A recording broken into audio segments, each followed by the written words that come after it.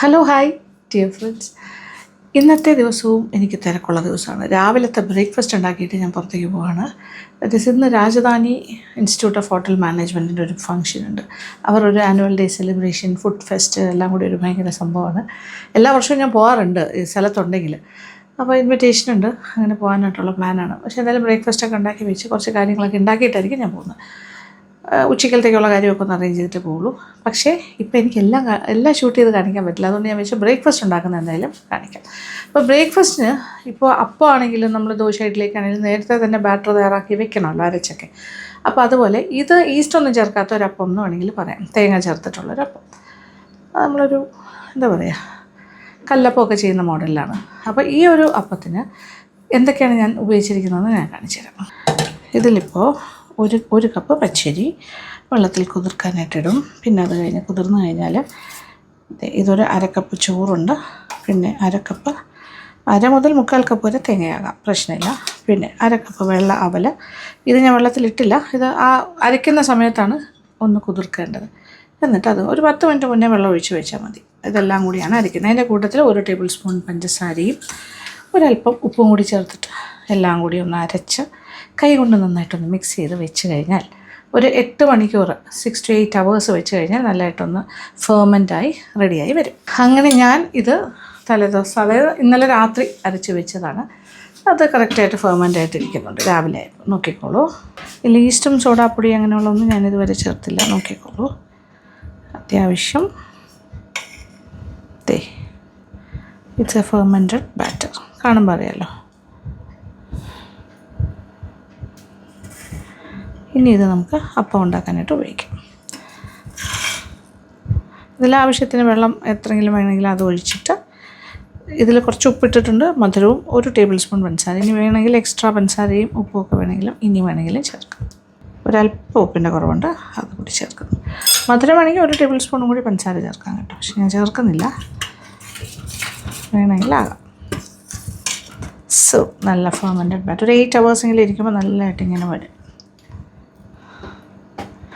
ഇനി കല്ലടുപ്പത്ത് വെച്ച് ചൂടാക്കട്ടെ. പിന്നെ ഒരു കാര്യം ഞാൻ മറന്നുപോയി, അതായത് ഇത് അരച്ചത് തേങ്ങ വെള്ളത്തിലാണ്. ഓക്കെ, തേങ്ങ പൊട്ടിച്ചിട്ട് നമ്മളെന്തായാലും ഒരു 1/4 കപ്പോളം തേങ്ങ ചേർക്കുന്നുണ്ടല്ലോ. അപ്പോൾ ആ തേങ്ങയുടെ വെള്ളം എടുത്തു വെച്ചിരുന്നു.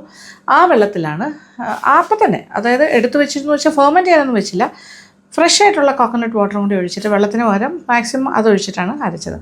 എക്സ്ട്രാ അത് വെള്ളം കുറവാണെങ്കിൽ മാത്രം നമ്മൾ വെള്ളം ഉപയോഗിച്ചാൽ മതി. എന്നിട്ടാണ് ഇങ്ങനെ കലക്കി കൈകൊണ്ട് തന്നെ നന്നായിട്ട് മിക്സ് ചെയ്ത് വയ്ക്കണം. ഇത്രേ ഉള്ളൂ, സിമ്പിളാണ്, മനസ്സിലായല്ലോ മെത്തേഡ്. 1 കപ്പ് റൈസ് ആണെങ്കിൽ പച്ചരി കുതിർത്തത് ഒരു 5 to 6 hours. അതിനകത്തേക്ക് 1/2 കപ്പ് ചോറ്, പിന്നെ എന്താ പറയുക, ഒരു 1/2 കപ്പ് വെള്ള അവൽ, പിന്നെ അത് കഴിഞ്ഞിട്ട് നമ്മൾ ചേർത്തിരിക്കുന്നത് 1 ടേബിൾ സ്പൂൺ പഞ്ചസാര, പിന്നെ അതുപോലെ ഇച്ചിരി ഉപ്പ് ചേർത്തു. പിന്നെ ചേർത്തത് തേങ്ങയാണ്, 1/4 കപ്പോളം തേങ്ങ, ഇത്രയേ ഉള്ളൂ. അപ്പോൾ ഇനി കല്ലിൽ ചുട്ട് കൊടുക്കണം. എണ്ണ തടവുക, അപ്പം തന്നെ മുകളിൽ ഒരല്പം വെള്ളം ചേർക്കണം.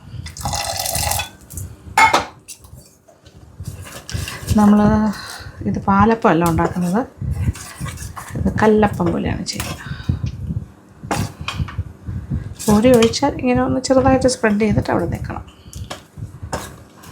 അപ്പോൾ നമ്മൾ ഇച്ചിരി വെള്ളം കൂടി ചേർത്ത് മിക്സ് ചെയ്തിട്ടുണ്ട്. ഇനി ഒരു പ്രധാനപ്പെട്ട കാര്യം കൂടി ചേർക്കാം. പക്ഷേ ഇതിൽ നമ്മൾ ഈസ്റ്റ് അല്ല ചേർക്കുന്നത്, കുറച്ച് സോഡാപ്പൊടി, ഒരു 1/4 ടീസ്പൂൺ സോഡാപ്പൊടിയും കൂടി ചേർത്ത് കൊടുക്കാം.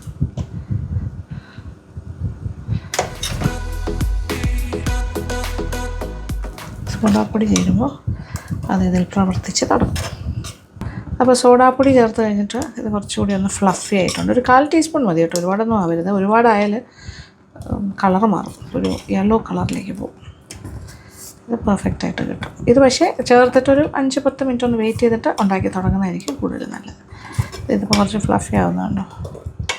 മറ്റത് ഇച്ചിരി ഫെർമെൻറ്റഡ് ആയിട്ട് ഇരിക്കുകയാണെങ്കിലും ആ ഫ്ലഫിനെസ് എന്ന് പറയുന്ന സംഭവം സോഡാപ്പൊടി ഇടുമ്പോഴാണ് വരുന്നത്. അതിപ്പോൾ ഈസ്റ്റ് ഇല്ലാത്തൊരപ്പമല്ലേ, അത് കാരണം ഒരു 10 മിനിറ്റ് ഒന്ന് വെയിറ്റ് ചെയ്യാം. 10 മിനിറ്റ് കഴിഞ്ഞു. സോഡാപ്പൊടി മിക്സ് ചെയ്ത് വെച്ചിട്ട് ഇനി നമുക്ക് ചുട്ടു തുടങ്ങാം. നല്ല പതഞ്ഞ് വരുന്നുണ്ട്.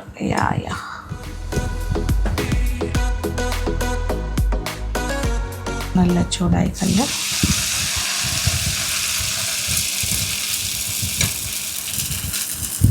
അങ്ങനെ ബബിളൊക്കെ പൊട്ടി വന്നു തുടങ്ങി. ഇനി നമുക്കൊന്ന് അടച്ചിടാം.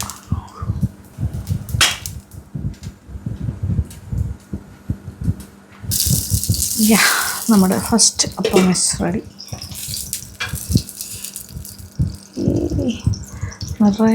നിറയെ ഹോൾസൊക്കെ ഇട്ട് പ്ലേറ്റിലേക്ക് മാറ്റാം.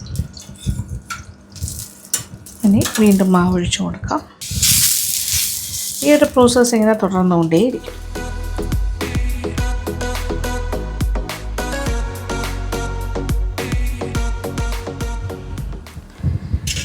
രണ്ടാമത്തെ അപ്പവും റെഡി. ഉണ്ടാക്കും തോറും ഇത് കൂടുതൽ സോഫ്റ്റ് ആൻഡ് ഫ്ലഫി ആയിട്ട് വന്നുകൊണ്ടേയിരിക്കും. അതായത് നമ്മൾ ആദ്യം ഒഴിക്കുന്ന അപ്പത്തിനെക്കാട്ടിലും ബെറ്ററായിരിക്കും രണ്ടാമതുണ്ടാക്കുക. ഇങ്ങനെ ഓരോന്നും ബെറ്ററായി അതാണ് അതിൻ്റെ ഒരു മീൻസ്. ഓക്കെ, ഇതിപ്പോൾ ഒരു 1.5 കപ്പ് തേങ്ങയുണ്ട്. നമ്മളൊരു ചമ്മന്തി അരയ്ക്കാൻ പോകുന്നു. ഒരു 3 കൊച്ചുള്ളി, ഇനി കുറച്ച് നല്ല ജീരകം, ഒരു 1/2 ടീസ്പൂൺ നല്ല ജീരകം, ഇച്ചിരി ഉപ്പ് ചേർക്കാം, 1 ടീസ്പൂൺ പിരിയൻ മുളകിൻ്റെ പൊടി. ഇതൊന്ന് തോരനൊക്കെ അരയ്ക്കുന്ന പോലെ തരിതരിപ്പായിട്ടൊന്ന് ജസ്റ്റ് ഒരു 2 ബീറ്റ് മിക്സിയിൽ, അത്ര മതി. ഒരു തോരനൊക്കെ അരയ്ക്കില്ലേ അതുപോലെ സെറ്റ്. ഇനി ഇത് താളിക്കണം നന്നായിട്ട്, അതാണ് അതിൻ്റെ ടേസ്റ്റ്. അങ്ങനെ ഒരു സൈഡിൽ അപ്പം മേക്കിംഗ് പുരോഗമിക്കുന്നു. അതേസമയം സൈമൾട്ടേനിയസ് ആയിട്ട് തന്നെ നമ്മൾ ചമ്മന്തിയും സെറ്റാക്കുന്നു. അങ്ങനെ ഹോൾസൊക്കെ വന്നത് നല്ല ഫ്ലഫി ആവുന്നുണ്ടോ. ഇപ്പോഴത്തെ അടുപ്പിൽ ഞാനിപ്പോൾ താളിക്കാനായിട്ട്, അതായത് നമ്മുടെ ചമ്മന്തി റെഡിയാക്കാനായിട്ട്, ഇത് താളിച്ച ചമ്മന്തിയാണ്. ഇത് എന്താ പറയുക, തോരൻ പോലത്തെ ഒരു ചമ്മന്തി, വറുത്ത ചമ്മന്തി എന്ന് പറയാം, അങ്ങനെ പറയാറ്. ഇനി നമുക്ക് വറുത്ത ചമ്മന്തി റെഡിയാക്കാം. ഇച്ചിരി വെളിച്ചെണ്ണ, ഒരു 1.5 ടേബിൾ സ്പൂൺ വെളിച്ചെണ്ണ ഇടാം. 1 ടീസ്പൂൺ നിറച്ച കടുക് പൊട്ടിത്തുടങ്ങി. വറ്റൽ മുളകും ഒരു 3-4 ഉണ്ട്, കറിവേപ്പില, ഒരു 5 കൊച്ചുള്ളി വെള്ളത്തിന് കനം കുറച്ചരിഞ്ഞത്, അത് നമുക്ക് ചേർക്കാം. നന്നായിട്ട് മൂപ്പിച്ചെടുക്കാം. കുറച്ചൊന്ന് ഗോൾഡനായിട്ട് വരട്ടെ. അപ്പോൾ 2 കാര്യം ഒരേ സമയം നടക്കും. അപ്പം മിസ് ഗെറ്റിംഗ് റെഡി. എന്ത് സോഫ്റ്റ് ആൻഡ് ഫ്ലഫിയാന്ന് നോക്കിയാൽ, നിറച്ച് ഹോൾസൊക്കെ ആയിട്ട് പറഞ്ഞില്ലേ. ഓരോ അപ്പവും ചെയ്ത് വരുമ്പോൾ ഓരോന്നും ബെറ്ററായി വരുള്ളൂ. അതാണ് ഈ അപ്പത്തിൻ്റെ പ്രത്യേകം. So nice. ഉള്ളിയുടെ കളറൊക്കെ ചെറുതായി മാറി തുടങ്ങുന്നു. ഇനി നമ്മൾ ചതച്ച് വെച്ചിരിക്കുന്ന തരിതരിപ്പായിട്ട് അരച്ച് വെച്ചിരിക്കുന്ന ചമ്മന്തി ഇതിനകത്തേക്ക് ചേർക്കാം. കളറെല്ലാം ഇങ്ങനെ മാറും.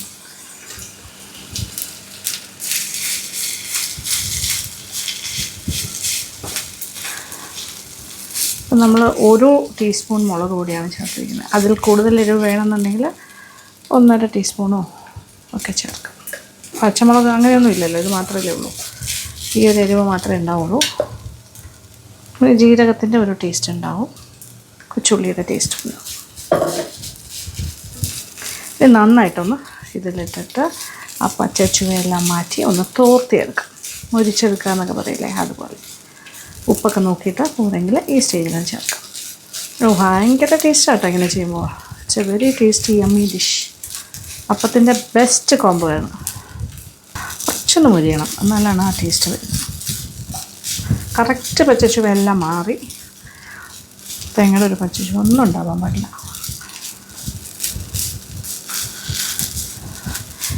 കുറച്ചുകൂടി എണ്ണ ഒഴിക്കുന്നതും കുറച്ചുകൂടെ സ്വാദ് കൂട്ടുകയുള്ളൂ. ഇച്ചിരി കൂടെ എണ്ണയിൽ കിടന്ന് മുരിയാണെങ്കിൽ കുറച്ചുകൂടെ ബെറ്ററാണ്. ഇച്ചിരി എണ്ണയും കൂടി ഒഴിക്കാൻ പോണു. നമ്മൾ 1.5 ടേബിൾ സ്പൂൺ എണ്ണയാണ് ഒഴിച്ചത്. ഓക്കെ, ടോട്ടൽ 2 ടേബിൾ സ്പൂണിൽ ചെയ്യുന്നതായിരിക്കും. ഇപ്പോൾ ഞാൻ ഒരു 1/2 ടേബിൾ സ്പൂൺ കൂടി ഒഴിച്ചു. അങ്ങനെ വറുത്ത ചമ്മന്തി ഈസ് ഗെറ്റിംഗ് റെഡി. ഇതിൽ പുളി അങ്ങനത്തെ കാര്യങ്ങളൊന്നും ചേർക്കില്ല കേട്ടോ. ഇത് തന്നെയാണ് കറക്റ്റ് കോമ്പിനേഷൻ. ആ ഉള്ളി താളിക്കുമ്പോഴിടുന്ന അതിൻ്റെ ഒരു മുരിഞ്ഞ ഒരു മണവും രുചിയും ഒക്കെ ഇതിൽ കയറും. അങ്ങനെ നമ്മുടെ അപ്പത്തിൻ്റെ സൈഡ് ഡിഷായിട്ടുള്ള ചമ്മന്തി ഈസ് റെഡി. അതായത് കുറച്ചൊന്ന് മൊരിയും വേണം, അതേസമയം ഓവർ ഡ്രൈ ആകാനും പാടില്ല. ഒരു ചെറിയൊരു ഈർപ്പം ഉണ്ടാവണമല്ലോ, പക്ഷെ നല്ല മൊരിഞ്ഞ് കിട്ടുകയും വേണം. അതാണ് അതിൻ്റെ ഒരു സംഭവം. ഇങ്ങനെ കാണുമ്പോൾ ഒരു ക്യാരറ്റ് തോരൻ പോലെ തോന്നുന്നു അല്ലേ. C so nice and beautiful. ഇത്രയും മതി. പാകത്തിന് മൂത്തിട്ടുണ്ട്. അതിൻ്റെ കളർ തന്നെ ഒന്ന് മാറിയിട്ടുണ്ട്. ഓക്കെ, കുറച്ചുകൂടെ ഒരു ഓയിലി റിച്ച് ഫീലിംഗ് ആണ്. ഒരു വിളമ്പുന്ന പാത്രത്തിലേക്ക് മാറ്റട്ടെ, ഒരു സെർവിങ് പാത്രം. യെസ്, ചമ്മന്തി ഈ പാത്രത്തിലേക്ക് മാറ്റാം.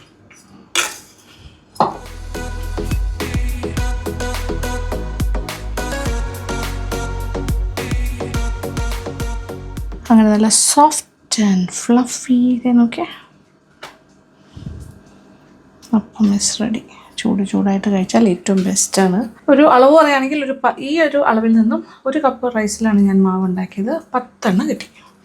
ഓക്കെ, നമുക്കത് ധാരാളം മതി. അങ്ങനെ അപ്പം മേക്കിങ്ങിൻ്റെ ഫൈനൽ സ്റ്റേജിലാണ്. അപ്പോൾ ഞാൻ ഒരപ്പം കഴിക്കാം കേട്ടോ. രാവിലെ സമയമില്ലാത്തതുകൊണ്ട് കൂടുതലൊന്നും കഴിക്കുന്നില്ല. സോഫ്റ്റ് ആൻഡ് സോഫ്റ്റ് വെള്ളയപ്പം.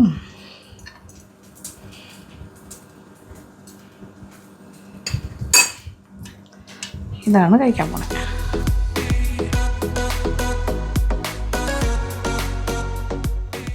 ഇതുപോലെ നമ്മൾ അപ്പമൊക്കെ ഉണ്ടാക്കുമ്പോൾ നല്ല ചൂടായിട്ട് കഴിക്കണം. ഓക്കെ, അതേ നോക്കിക്കോളൂ. എൻ്റെ അകത്തെ ടെക്സ്ചർ കാണിച്ചു തരാം. ഓക്കെ,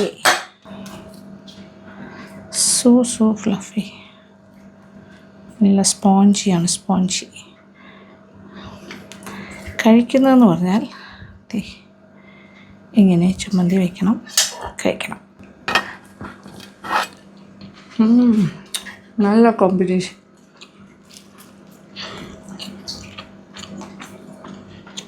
എനിക്ക് വലിയ ഇഷ്ടമാണ് ഇങ്ങനെ വറുത്ത ചമ്മന്തി കൂട്ടി അപ്പം കഴിക്കാൻ. ഇതേ മാവ് തന്നെ കുറച്ചുകൂടി ഒന്ന് ലൂസാക്കിയിട്ട് നമുക്ക് പാലപ്പം പോലെ വേണമെങ്കിലും ചുട്ടിടും.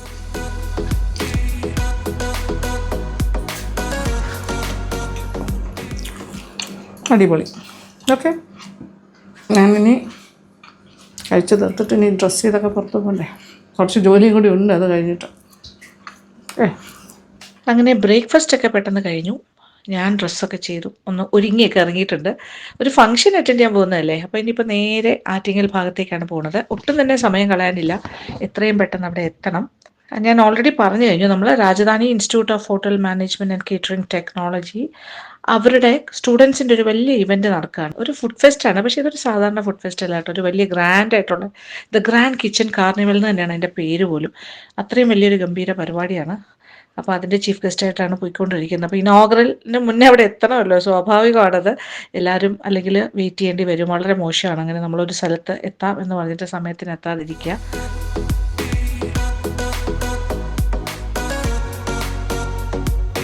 കുറച്ച് മഴയും അധികം ട്രാഫിക്കൊക്കെ ഉണ്ടായിരുന്നു വഴിനീളെ, എങ്കിൽ പോലും കറക്റ്റ് സമയത്ത് എനിക്ക് എത്താൻ സാധിച്ചു. ഇതേ ക്യാമ്പസിലേക്ക് കയറി കഴിഞ്ഞു. ഗസ്റ്റുകളെയൊക്കെ സ്വീകരിക്കാനായിട്ട് ഫ്രണ്ടിൽ തന്നെ പ്രിൻസിപ്പൽ ശ്രീ മഹേഷ് സാറും അദ്ദേഹത്തിൻ്റെ കൂടെ കുറച്ച് ഫാക്കൽറ്റി മെമ്പേഴ്സും സ്റ്റുഡൻസിൻ്റെ റെപ്രസെൻറ്റേറ്റീവ്സും ഒക്കെ തന്നെ ഫ്രണ്ടിൽ തന്നെ ഉണ്ടായിരുന്നു കേട്ടോ. വലിയ സന്തോഷം തോന്നി. കാര്യം ഇവരെല്ലാവരും സത്യം പറഞ്ഞാൽ എനിക്ക് എല്ലാവരുമായിട്ട് നല്ല പരിചയമാണ്. ഞാൻ പല പ്രാവശ്യം ഇവിടെ വന്നിട്ടുണ്ട് ഇതുപോലത്തെ, ഇതിന് മുന്നേ ഉള്ള പല ഇവൻറ്റ്സിനും. കഴിഞ്ഞ വർഷം എനിക്ക് വരാൻ പറ്റിയില്ല, പക്ഷേ ഇപ്രാവശ്യം വീണ്ടും ഞാൻ വരികയാണ്. അപ്പം ഞാൻ എത്തിയതിന് പിന്നാലെ മറ്റൊരു ഗസ്റ്റായിട്ടുള്ള പ്രസിദ്ധ സിനിമ ആർട്ടിസ്റ്റ് ശ്രീ കൊല്ലം തുളസിയും എത്തിക്കഴിഞ്ഞു. അദ്ദേഹത്തിനെയും സ്വീകരിച്ച് അകത്തേക്ക് കൊണ്ടുപോവാണ്. പിന്നെ ഞങ്ങളൊരു ചെറിയൊരു ഫോട്ടോ സെഷനൊക്കെ എടുക്കുകയാണ് ഇനിഷ്യലി. ഇനിയും കുറേ ആൾക്കാർ വരാനുണ്ട് കേട്ടോ. അപ്പോൾ ബാക്കി അതിഥികളും കൂടി വരുന്നതിന് വേണ്ടിയിട്ട് നമ്മൾ വെയിറ്റ് ചെയ്യാണ്. ഞങ്ങൾ നേരെ കോൺഫറൻസ് ഹാളിലേക്ക് പോയി അവിടെ ഇരിക്കാമെന്ന് വിചാരിക്കുന്നു. അപ്പോൾ എല്ലാ ഗസ്റ്റുകളും വന്നിട്ട് നമ്മൾ കുറച്ച് നേരം അവിടെ വിശ്രമിച്ചിട്ട് ആണ് ഇനോഗ്രൽ ഫംഗ്ഷന് മുന്നോട്ട് പോകുന്നത്. കോൺഫറൻസ് ഹാളിൽ എല്ലാവരും ഇരിക്കുവാണ്. ഞങ്ങളെല്ലാവരും പരസ്പരം വിശേഷങ്ങൾ പങ്കിടുന്നു. പിന്നെ ചെറിയ റിഫ്രഷ്മെൻറ്റ്, ടീ, കോഫി, സ്നാക്സ്, എന്താ പറയുക, ബിസ്ക്കറ്റ്സ്, അങ്ങനത്തെ കാര്യങ്ങളൊക്കെ. ഈ സമയം കൊണ്ട് തന്നെ ഇൻസ്റ്റിറ്റ്യൂട്ടിൻ്റെ ചെയർമാനും മാനേജിംഗ് ഡയറക്ടറുമായിട്ടുള്ള ഡോക്ടർ ബിജു രമേശ് ആൻഡ് അദ്ദേഹത്തിൻ്റെ മകളും ഒക്കെ എത്തിക്കഴിഞ്ഞു. രാജധാനി ഗ്രൂപ്പ് ഓഫ് ഇൻസ്റ്റിറ്റ്യൂഷൻസിൻ്റെ എല്ലാത്തിൻ്റെയും ചെയർമാനാണ് ഡോക്ടർ ബിജു രമേശ്. മറ്റ് വിശിഷ്ട അതിഥികളായിട്ട് എത്തിയിരിക്കുന്ന മെന്റലിസ്റ്റ് അനന്തുവാണ്. ഇതുകൂടാണ്ട് ട്രിവാൻഡ്രം സിറ്റിയിലെ തന്നെ പ്രധാനപ്പെട്ട 5 സ്റ്റാർ ഹോട്ടൽസിലെ ജനറൽ മാനേജേഴ്സും അതിഥികളായിട്ട് ഇവിടെ എത്തിയിട്ടുണ്ടായിരുന്നു.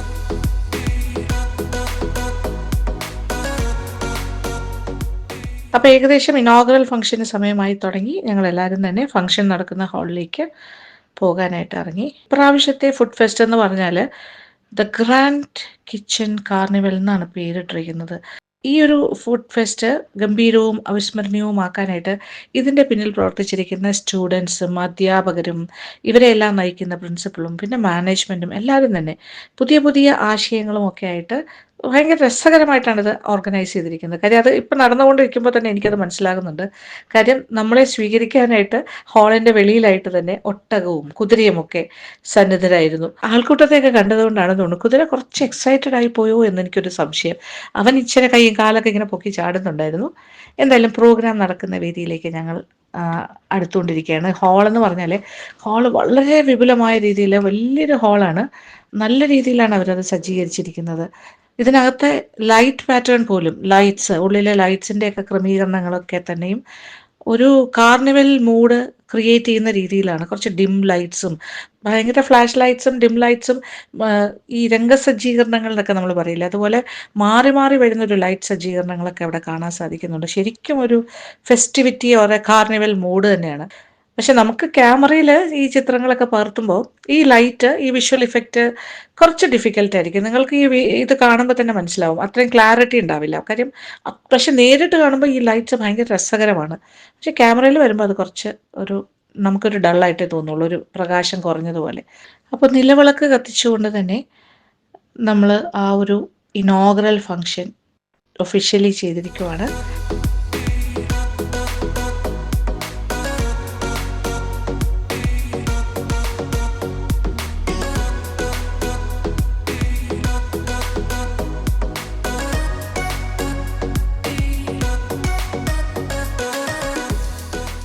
അത് കഴിഞ്ഞിട്ട് ഞങ്ങൾ എല്ലാവരും കൂടി ഉള്ളിലേക്ക് കടന്നു. ഇവിടെ ഒരു എന്താ പറയുക ഫുഡ് സ്റ്റോൾസ് ആണ്, ഇതിനകത്ത് കംപ്ലീറ്റ് ഫുഡ് സ്റ്റോൾസ് ആണ്.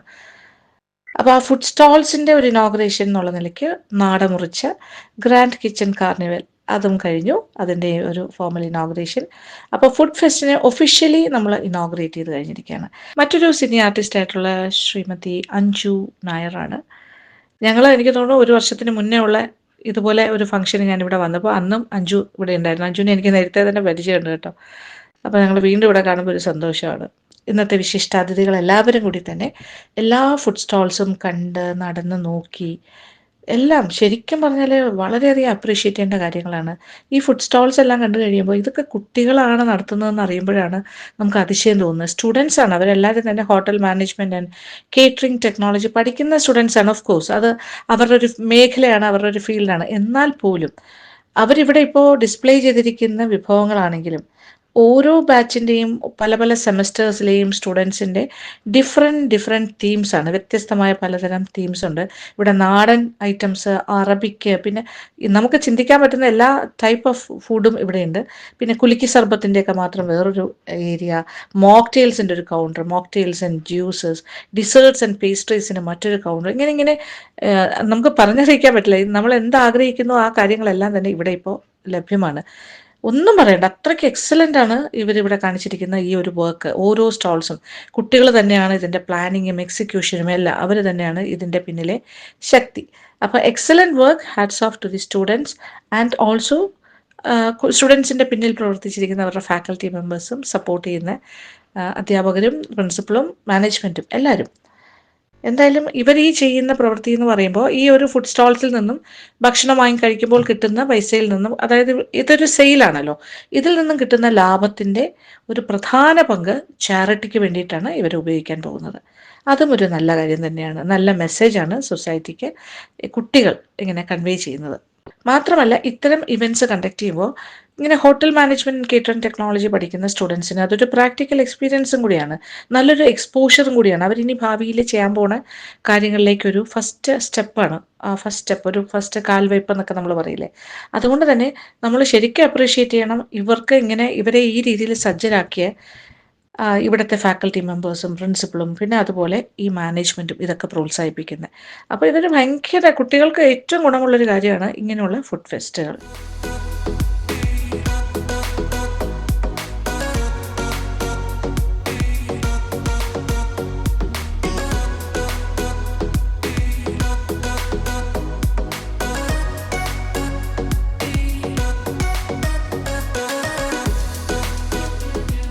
ഫുഡ് സ്റ്റോൾസിൻ്റെ ഭാഗത്ത് നിന്നും ഞങ്ങൾ നേരെ അടുത്ത ഒരു ഏരിയയിലേക്ക് കടക്കുകയാണ്.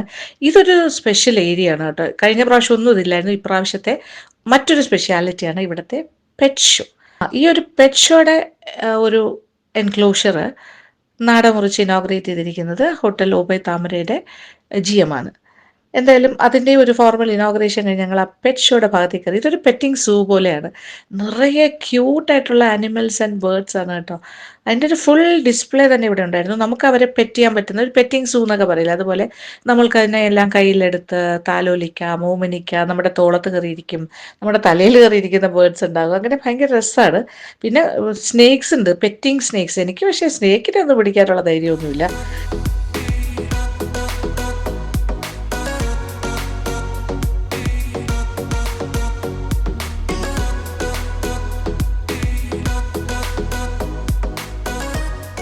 പിന്നെ എനിക്കിഷ്ടപ്പെട്ട ഒരാളുണ്ടായിരുന്നു, ഫ്ലൈയിങ് സ്ക്വിറൽ. അതെനിക്ക് ഭയങ്കര ഇഷ്ടമാണ്. എനിക്ക് ബേർഡ്സിനെ എനിക്ക് എടുക്കാൻ പേടിയൊന്നുമില്ല, അതുപോലെ ഫ്ലൈയിങ് സ്ക്വിറൽ. പക്ഷേ മറ്റു കാര്യങ്ങളൊക്കെ എനിക്ക് ഇച്ചിരി മടിയാണ്, അത് കുറച്ച് പാടാണ്. പക്ഷേ ബാക്കി എൻ്റെ കൂടെ ഉണ്ടായിരുന്ന ബാക്കി ആൾക്കാർക്കൊക്കെ അതൊക്കെ ഇഷ്ടമായിരുന്നു. 1-2 പേരൊക്കെ പെറ്റിങ് സ്നേക്കിനെയൊക്കെ കയ്യിലെടുക്കുന്നുണ്ടായിരുന്നു. പിന്നെ എന്താ പറയുക, ഇതിനെല്ലാം തോളത്തൊക്കെ വെക്കുന്നു, കയ്യിലൊക്കെ എടുക്കുന്നു. എന്തായാലും മൊത്തം കളർഫുൾ ആയിട്ടുള്ളൊരു അനുഭവം തന്നെയാണ്. ഞാൻ മാത്രമല്ല, എൻ്റെ കൂടെ അഞ്ജുവിനും ഇതൊക്കെ ഭയങ്കര ഇഷ്ടമാണ് കേട്ടോ.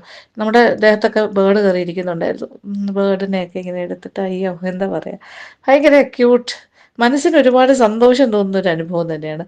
ഭയങ്കര കളർഫുൾ ആയിരുന്നു അതിനകത്തെല്ലാം. പെറ്റ് ഷോ ഏരിയ അതൊക്കെ ഒരു പുതിയ അനുഭവം തന്നെയാണ് കേട്ടോ. ലാസ്റ്റ് ടൈം ഇല്ലാത്ത പുതിയ പുതിയ കാര്യങ്ങളാണ് ഈ പ്രാവശ്യത്തെ കാർണിവലിന്.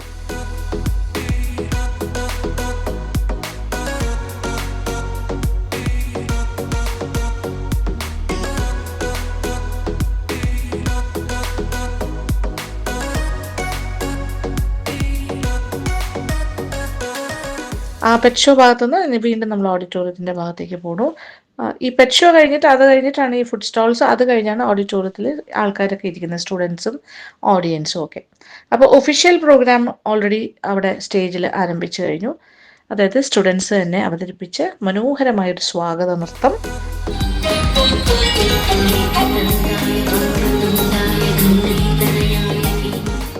അത് കഴിഞ്ഞിട്ട് ആസ് യൂഷ്വൽ ഒരു ഫോർമൽ ഇനോഗ്രേഷൻ ഫംഗ്ഷൻ ഉണ്ടാകുമല്ലോ. നിലവിളക്ക് കത്തിച്ചു, നാടമുറിക്കലൊക്കെ കഴിഞ്ഞു. എങ്കിലും ഒരു ഒഫീഷ്യൽ ഫംഗ്ഷൻ എന്ന് നമ്മൾ പറയില്ലേ, സ്റ്റേജ് ഫംഗ്ഷൻ. അതിനായിട്ട് ഞങ്ങൾ എല്ലാവരും തന്നെ അങ്ങനെ നിരന്നിരിക്കുവാണ് സ്റ്റേജിൽ.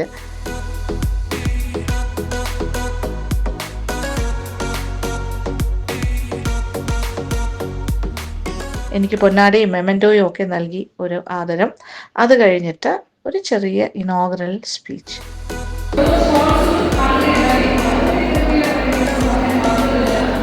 അത് കഴിഞ്ഞിട്ട് മറ്റ് വിശിഷ്ടാതിഥികൾക്കും ഇതുപോലെ തന്നെ അവരും എല്ലാവരും ഒരു ചെറിയൊരു പ്രസംഗം. അത് കഴിഞ്ഞിട്ട് പല പല കോമ്പറ്റീഷൻസിൽ വിജയിച്ച കുട്ടികൾക്കായിട്ടുള്ള സമ്മാനദാനം ചടങ്ങായിരുന്നു.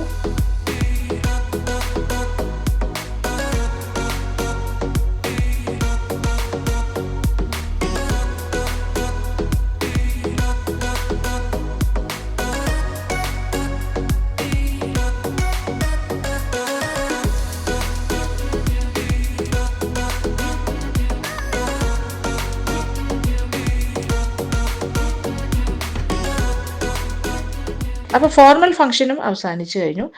കുട്ടികളുടെ ഫുഡ് കാർണിവലും അതുപോലെ തന്നെ സ്റ്റേജ് ഷോയും ഒക്കെ കണ്ടിന്യൂ ചെയ്തുകൊണ്ടിരുന്നു. സ്റ്റേജിൽ ഇങ്ങനെ പ്രോഗ്രാംസ് നടന്നുകൊണ്ടിരിക്കുകയാണ്, പാട്ട്, ഡാൻസ്, അങ്ങനെ പല പല കലാപരിപാടികൾ.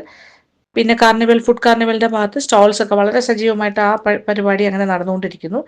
ആൾക്കാർക്ക് ഭക്ഷണം ഉണ്ടാക്കി കൊടുക്കുന്നു, ആൾക്കാർ വാങ്ങിക്കുന്നു, കഴിക്കുന്നുമല്ല. പിന്നെ ക്ഷണിക്കപ്പെട്ട അതിഥികളും ഭാരവാഹികൾക്കും എല്ലാമായിട്ട് നല്ലൊരു ലഞ്ചും ഇവിടെ അറേഞ്ച് ചെയ്തിട്ടുണ്ടായിരുന്നു. അപ്പോൾ ഞങ്ങൾ എല്ലാവരും തന്നെ ഭക്ഷണം കഴിക്കാനായിട്ടിരുന്നു. കുട്ടികളുടെ ഫുഡ് സ്റ്റോൾസിൽ നിന്ന് തന്നെ വിശിഷ്ട വിഭവങ്ങളൊക്കെ ഞങ്ങൾക്കായിട്ട് വിളമ്പി സൽക്കരിക്കുന്നുണ്ടായിരുന്നു. വളരെ ഗംഭീരമായിരുന്നു എല്ലാ രീതിയിലും.